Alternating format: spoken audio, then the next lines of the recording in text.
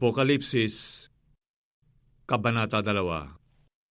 Sa anghel ng iglesia sa Epeso ay isulat mo, ang mga bagay na ito ay sinasabi ng may hawak ng 7 bituin sa kanyang kanang kamay, na yaong lumalakad sa gitna 7 kandelerong ginto.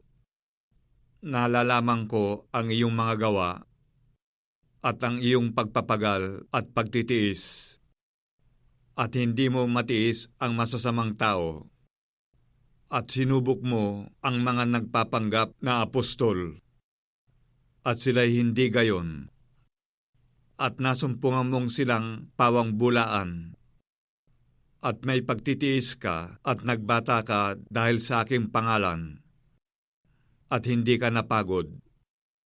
Ngunit mayroon akong laban sa iyo, na iyong iniwan ang iyong unang pag-ibig. Kaya't alalahanin mo kung saan ka nahulog, at magsisi ka at gawin mo ang iyong mga unang gawa.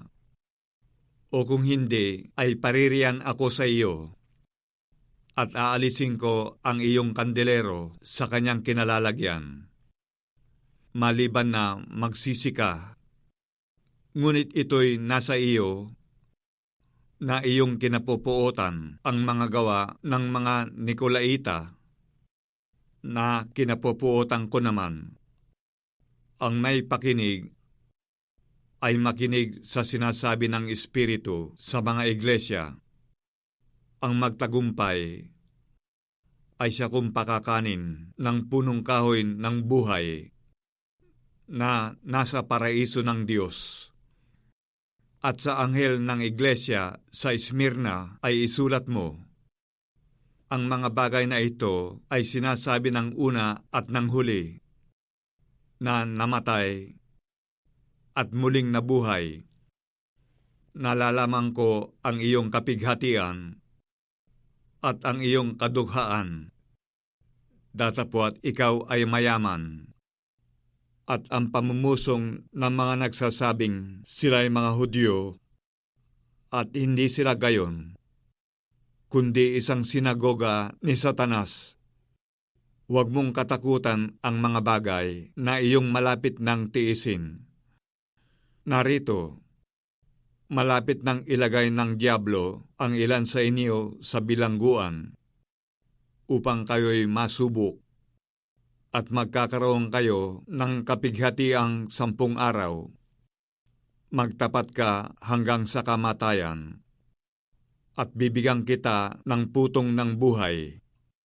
Ang may pakinig ay makinig sa sinasabi ng Espiritu sa mga iglesia. Ang magtagumpay ay hindi parurusahan ng ikalawang kamatayan. At sa anghel ng iglesia sa Pergamo ay isulat mo, ang mga bagay na ito ay sinasabi ng may matalas na tabak na may 2 talim.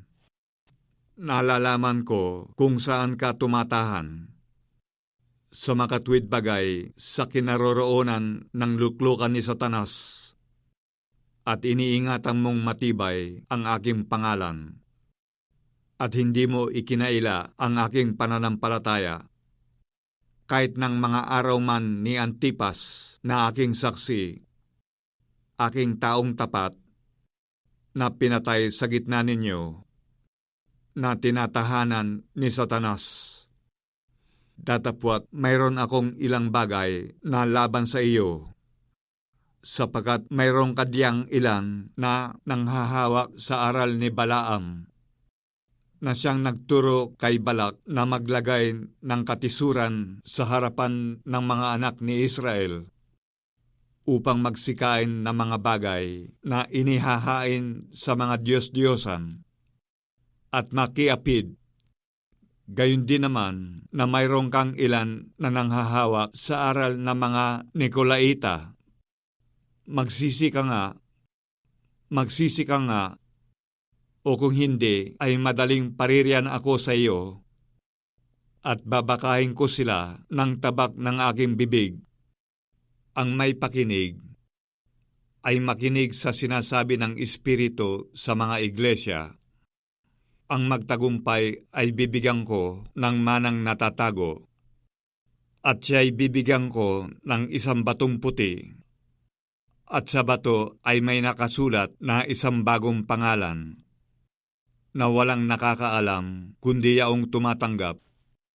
At sa anghel ng iglesia sa Tiatira ay isulat mo, ang mga bagay na ito ay sinasabi ng anak ng Diyos, na may mga matang gaya ng ningas ng apoy, at ang kanyang mga paa ay gaya ng mga tansong binuli. Nalalaman ko ang iyong mga gawa, at ang iyong pag-ibig, at pananampalataya, at ministeryo, at pagtitiis, at ang iyong mga huling gawa ay higit kaysa mga una. Datapwat mayroon akong laban sa iyo, na pinahintulutan mo ang babaeng si Jezebel, na nagpapanggap na propetisa, at siya'y nagtuturo at humihikayat sa aking mga lingkod upang makiapid at kumain ng mga bagay na inihahain sa mga Diyos-Diyosan. At binigyan ko siya ng panahon upang makapagsisi, at siya'y ayaw magsisi sa kanyang pakikiapid. Narito, akin siyang iniraratay sa higaan, at ang mga nakikiapid sa kanya sa malaking kapighatian, maliban na kung sila'y nagsisipagsisi sa kanyang mga gawa, at papatayin ko ng salot ang kanyang mga anak. At malalaman ng lahat ng mga iglesia na ako'y yaong sumasaliksik ng mga pag-iisip at ng mga puso. At bibigyan ko ang bawat isa sa inyo ng ayon sa inyong mga gawa.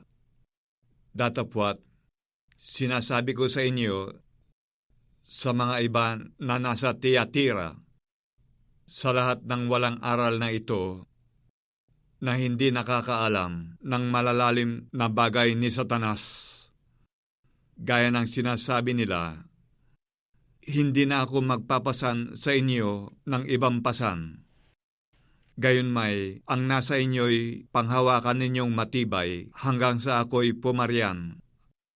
At ang magtagumpay at tumupad ng aking mga gawa hanggang sa katapusan, ay bibigyan ko ng kapamahalaan sa mga bansa, at sila'y paghaharian niya sa pamamagitan ng isang panghampas na bakal, gaya ng pagkadurog ng mga sisidlang lupa ng magpapalyok, gaya naman ng tinanggap ko sa aking ama, at sa kanya'y ibibigay ko ang tala sa umaga. Ang may pakinig ay makinig sa sinasabi ng Espiritu sa mga iglesia.